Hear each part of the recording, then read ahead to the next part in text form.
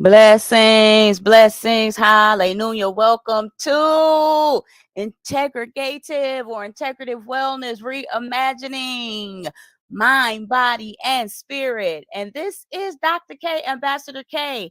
And I am going forth today to just bring you the second episode today, which is the gut. Okay. So our gut is our second neurological system, and I have talked about this many of times before. And so I just wanted to, be obedient and release this today. Okay. And so please share, tag, and invite. Sharing is caring. Okay. And we just want to see people moving forth in health and wellness. And so let's get started here. Of course, you guys know me.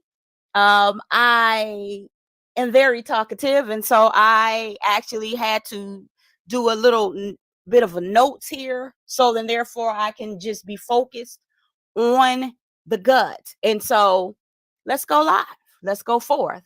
The gut brain axis, okay, also referred as the gut mind axis, is the bidirectional communication network between the gastrointestinal tract, which is the gut, your abdomen, your GI system, and the central nervous system, the brain.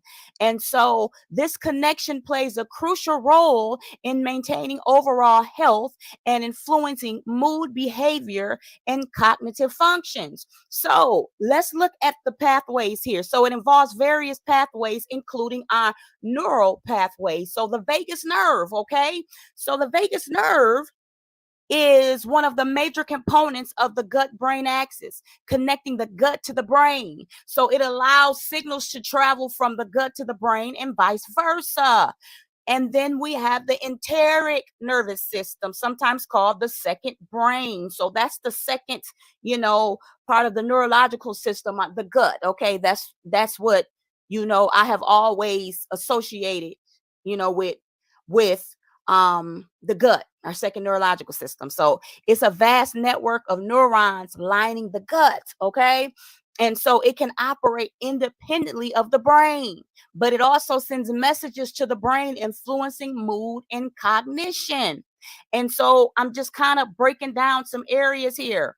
So the microbe influence, the gut microbe, okay, consisting of trillions of bacteria, fungi, and other microorganisms, plays a key role in the gut brain axis. That's why it is important for that natural flora to still be there. Okay. That's why a lot of us, we take the probiotics, but also we need natural probiotics as well. So these microbes produce neurotransmitters like serotonin, dopamine, and GABA, okay, which are important for regulating mood and mental health. So what happens when disruptions occur in the normal gut flora? Okay, it causes, it causes conditions like anxiety, depression, other mental health disorders. And it's due to stress, our diet, and illness. That's why I said most of the time when it comes to the gut, when the gut is off, that actually is where certain disease processes start, and then it starts to spread to other parts of the body. And so it is very important that we have gut health. So like if right now that you're struggling with irritable bowel syndrome, Crohn's, constipation, diarrhea, or you're not eating properly, then this is the divine time to get your gut in order. And then also hormonal signaling. So the gut produces hormones such as ghrelin, which stimulates the appetite, and leptin, which regulates energy balance. So these hormones not only control hunger and digestion, but also influence the brain function, mood, and even cognition. So if these are decreased, then you have issues with not being able to eat. If they are increased at times, then what? You're overeating. And so also your cortisol, okay, which is Your stress hormone affects the gut function by slowing digestion and altering the gut. So during periods of chronic stress, okay, which in turn impacts mental health. So many people right now, the ones of you that are starting to see this gut and you don't know where this gut is coming from, I'm telling you right now, more than likely your cortisol levels are through the roof.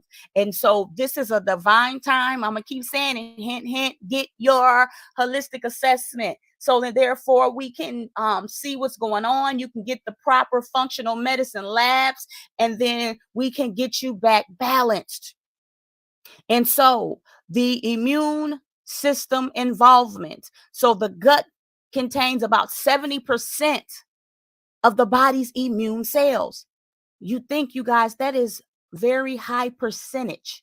So inflammation in the gut, often due to the imbalance of our hormones or the microbeads, okay, can trigger systemic inflammation and affect our brain health as well, contributing to conditions like depression and cognitive decline. So see, though it starts in the gut, but also it can affect your mental as well. And so then you have your neurotransmitter production. And blessings, everybody that's getting on. We're talking about the gut, which is our second neurological system. And so around 90% of serotonin, a neurotransmitter linked to feeling or well-being and happiness, is produced in the gut. So a lot of times people wonder why their mental health is off. They have anxiety, they're depressed. It's because your gut health is not balanced, okay? So changes in the gut environment can directly influence levels of serotonin and other key neurotransmitters that affect our mood and cognition. So if you know that your moods are all over the place, check your gut health, okay? Check your gut health. Also practical implications. So mental health imbalances in gut bacteria are linked to anxiety, depression, and other mood disorders. Cognitive health. So the gut brain axis influences memory, learning, and concentration. Digestive health. Psychological stress or emotions can exacerbate gastrointestinal issues like IBS and the just the chronic constipation, the diarrhea. Okay, so our gut, you guys, is important. So I'm gonna be honest. If any of you guys have a lot of things going on within your body, start with your gut first. Bring it to your health provider and say, "Hey, I want to get my gut health in order." So how to support the gut mind axis? Our diet. Okay, which you guys know I said on the first episode, I don't believe in diet. I believe in just moderation with things. So a balanced diet rich in fiber, prebiotics, probiotics, and fermented foods help nourish the gut. Okay, stress management. So we need to practice. I do meditating on the word of God. Okay, and speaking positive affirmations and things, okay, doing things that make you happy, adequate sleep and exercise. So regular physical activity and proper rest support the gut brain axis by reducing stress and inflammation. And also our water, our alkaline water, that is important because that water also helps generate things through the gut as well. Okay, and so I'm gonna go over a couple more things, and then I'm gonna be done for today. I did not want to be long with this because I want you guys to get the nuggets. So the gut is often referred to the second brain or the second neurological system because it contains a vast network of neurons that functions somewhat independently of the central nervous system, what I just went over. And it plays a significant role in the digestive process, emotions, and even cognition. So I just went through that. So I went through the autonomous functioning. So the enteric nervous system, okay, I'm going to go over it again. It's capable of controlling the functions of the gastrointestinal system independently of the brain. It can regulate digestion, nutrient absorption, and gut motility. Okay, without direct input from the central nervous system. So you see, our gut is a second neurological system. Although the enteric nervous system communicates with the brain via the vagus nerve, went over the vagus nerve, it can operate on its own to manage complex reflexes like swallowing, enzyme secretion, and our bowel movements.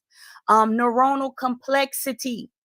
So the ENS is embedded in the walls of the gastrointestinal tract and is made up of two primary networks of neurons. So the myenteric plexus, that's responsible for controlling muscle contraction, and the submucosa plexus, which regulates enzyme secretion and blood flow. So when your gut is off, when your gut is moving slow, these plexus move slow as well, which means it slows down the regulation of your gut. It slows down and causes constipation and build up of backing of bowel movement, which can therefore set up infection, bacteria, fungi, things of the such. So that's why I said the water is important. Exercise, the proper foods are important. So these neurons in the gut send, receive, and interpret signals just like the brain, which is why the gut is considered a separate neurological system. I already talked about the production of the neurotransmitters. So serotonin, the feel-good transmitter, is primarily produced in the gut. Did you guys know that? It's about 90% of the body's total serotonin. And the dopamine and GABA, which is involved in mood regulation, is also produced in the gut. I already talked about the bidirectional communication within the brain, which was the gut-brain axis. So I'm not going to go over that again. So, but I will stress that disruption of our digestive system, okay, by stress, okay, increases disturbances, which further disrupts that second neurological system, which is the gut, which can set up disease processes in the gut, which can throw off your mood, which can cause depression and anxiety. So, how to improve our gut health? Again, eat a diverse and balanced diet, fiber-rich foods such as whole grains, fruits, vegetables, legumes. They promote a growth of diverse gut microbes. Fermented foods like probiotics, which are live bacteria that help the gut, okay, maintain those microbes. Yogurt, kefir, sauerkraut, uh, kombucha, things of the such. Prebiotic foods are non-digestible fibers that feed the good bacteria in your gut, like onions, garlic, bananas, asparagus, leeks, okay? Other foods, your green teas, your dark chocolates, red wine, and I'm going to say that in moderation, okay? And berries act as antioxidants and support the growth of health gut bacteria. Omega-3 fatty acids that are in salmon, flax seeds, chia seeds, walnuts, are anti-inflammatory properties that promote gut health. See, a lot of people have increased inflammation within their body in general, and that's why they're even experiencing pain, lots of pain. So even if you're experiencing pain in other parts of your body, more foods or more things, supplements, your ginger, your turmeric. Turmeric is tasteless. You could put that in any type of foods. Your cinnamon, real smoothies, okay, juicing, natural vegetables and fruits, juicing that helps counteract that inflammation in your body. Like I said, staying hydrated, drinking enough water, limit sugars and artificial sweeteners, because that also increases inflammation, but it also causes an overgrowth of harmful bacteria in the gut. So we want to cut those sugars and artificial sweeteners. Okay. So I've already talked about how to reduce your stress, exercise for a lot of you guys, certain meditation techniques. Okay. Regularly exercising, avoiding unnecessary antibiotics. A lot of people don't like to hear this, because a lot of times we're always prone to want to run to get antibiotics, but antibiotics kill, you know, the natural gut flora. So we have to make sure that if we really need the antibiotic, that we're getting it because we need it. But antibiotics and certain medications in general kill the normal gut flora. So we want to be careful and do as much natural things as possible. Get enough sleep. We need the sleep. Sleep helps our gut. It helps decrease our stress levels. It helps our mood as well. And like I said, probiotics, the prebiotics, I just mentioned that. It's very important. It's best to get these things in our natural foods, but if you have to add supplements, then go to a reputable vitamin shop and get these prebiotics and probiotics. And that's pretty much it. I just wanted to just briefly go over the gut.